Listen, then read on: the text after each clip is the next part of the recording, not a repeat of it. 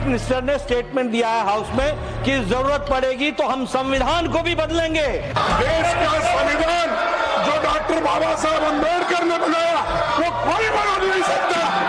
आज कांग्रेस फिर मुस्लिम रिजर्वेशन का बात उठा करके बाबा साहब का संविधान का इज्जत को इन्होंने मिट्टी में मिलाने का काम कर रहे हैं। एक संगठन हिंदुस्तान का जो भविष्य है उसको खत्म करने में लगा है। उस संगठन का नाम RSS है। कि राहुल गांधी ने तय कर लिया है अगर उनकी सरकार सत्ते में आई तो भारत को इस्लामिक राष्ट्र बनाने की है। गिरिराज सिंह अनाप शनाप बकते हैं तो सोच मोदी जी की होती है क्या?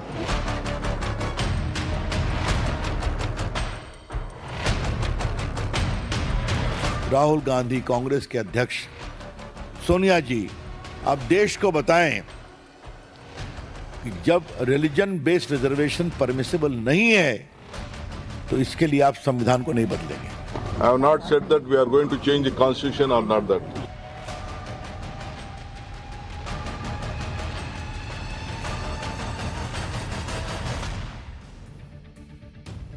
पीएम मोदी को घेरने के लिए राहुल गांधी बार बार खुद को संविधान का रक्षक बताते हैं। कहते हैं कि उनके रहते हुए संविधान को कोई छू नहीं सकता। लेकिन अब उनके ही करीबी डीके शिव कुमार ने संविधान बदलने पर ऐसा बयान दे दिया कि राहुल गांधी के लिए जवाब देना मुश्किल हो रहा है।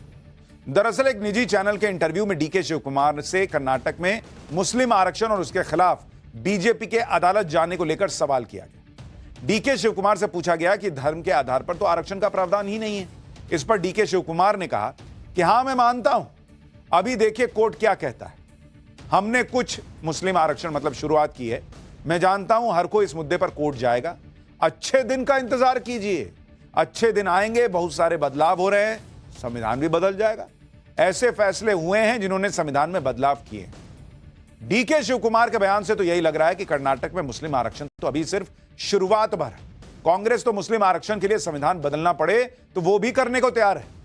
लोग परेशान हो रहे हैं कि बॉस राहुल गांधी पीएम बन गए तो देश में यही सब होगा क्या। मुसलमानों को आरक्षण देने के लिए डीके शिव कुमार ने संविधान में बदलाव की बात कहकर बड़ा बखेड़ा खड़ा कर दिया।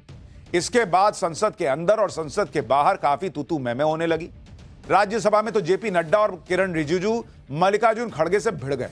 एक बार देखिए क्या हुआ है आज संसद के अंदर, फिर बताता हूं कि इस मामले में बीजेपी ने राहुल गांधी को कैसे घेरा है। डिप्टी चीफ मिनिस्टर ने स्टेटमेंट दिया है हाउस में कि जरूरत पड़ेगी तो हम संविधान को भी बदलेंगे। This is a very serious matter.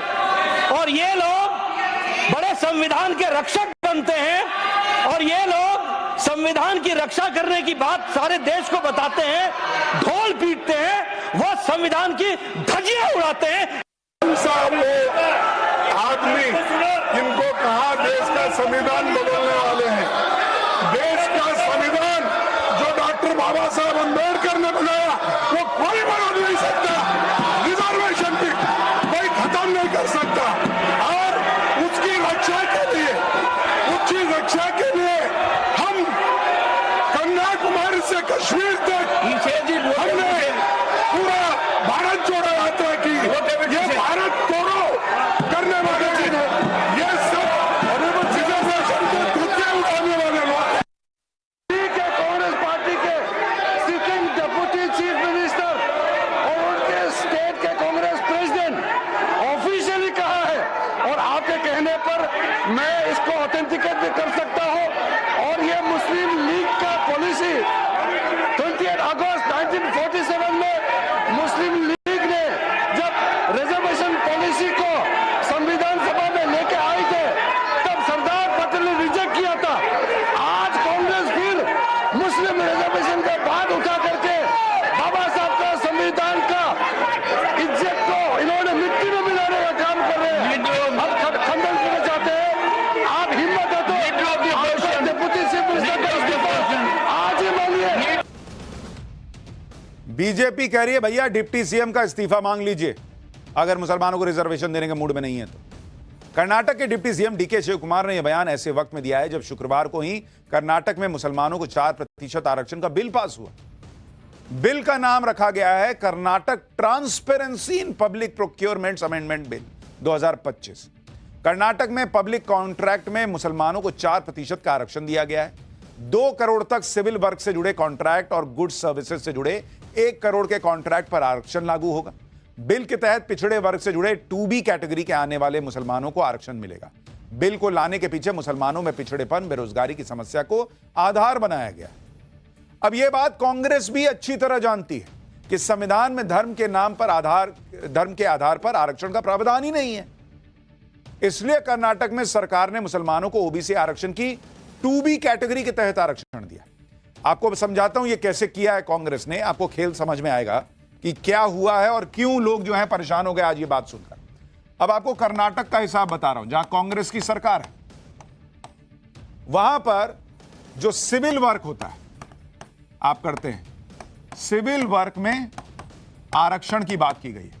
और पहले से ऐसा नहीं है कि आरक्षण नहीं है, आरक्षण है, लेकिन कितना आरक्षण बढ़ाया गया मुसलमानों के लिए आप वो देखिए।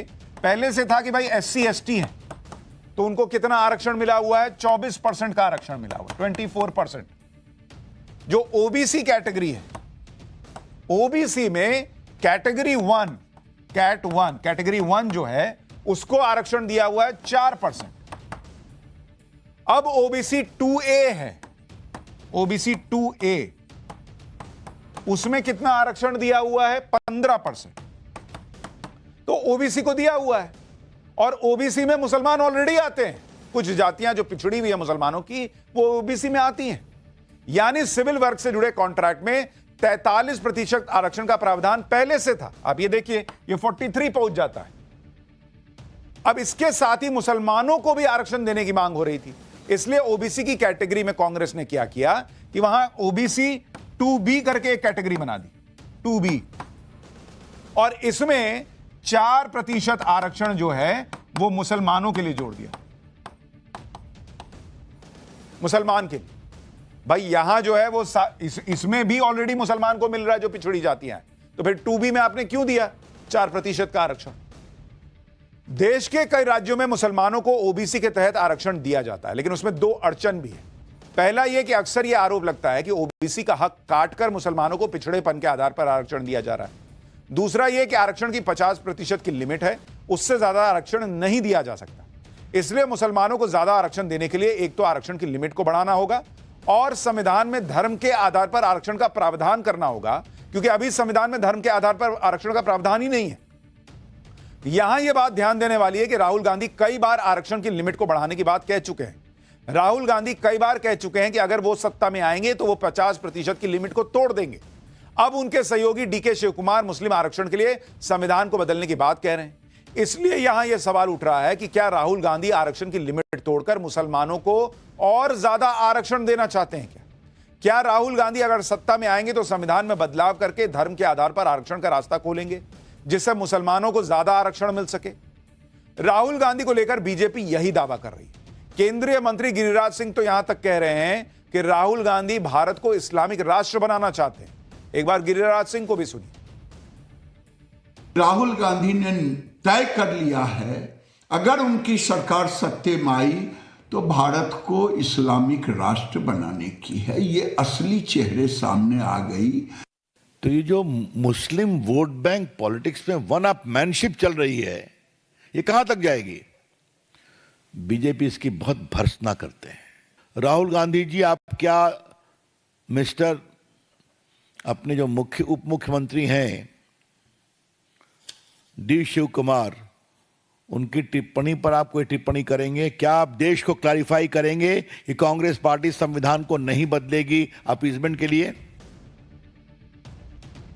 आप सोचिए बॉस कि यही राहुल गांधी वो संविधान की कॉपी लेकर घूमते हैं। मोदी जो है, नरेंद्र मोदी जो है, वो संविधान बदल देंगे, संविधान खत्म कर देंगे, और आज उन पर, उनकी पार्टी पर आरोप लग रहा है कि ये लोग संविधान बदलने के लेवल पर जा सकते हैं मुसलमान को आरक्षण देने के। DK शिवकुमार के बयान पर छिड़े बवाल के बीच आपको राहुल गांधी का पुराना बयान सुनाता हूं। साल 2012 में यूपी विधानसभा का चुनाव था। उस दौरान राहुल गांधी जब यूपी में प्रचार कर रहे थे तो डंके की चोट पर मुसलमानों को आरक्षण देने की बात कह रहे थे। राहुल गांधी का पुराना बयान सुनिए, कैसे वो यूपी में 15 से 20% मुसलमानों को आरक्षण का लॉलीपॉप देने की बात कर रहे थे। और आज भी उनकी पार्टी की सुई 2012 से 2025 हो गया, वही मुस्लिम आरक्षण पर अटकी है। सुनिए राहुल गांधी का पुराना बयान। आरक्षण की बात उठाई, मुलायम सिंह यादव 3 बार मुख्यमंत्री बने, एक बार आरक्षण के बारे में नहीं बोला। मनमोहन सिंह जी खड़े होते कहते भैया करना है, हम देंगे, मुसलमान भाइयों को आरक्षण देंगे, शामिल करेंगे इनको।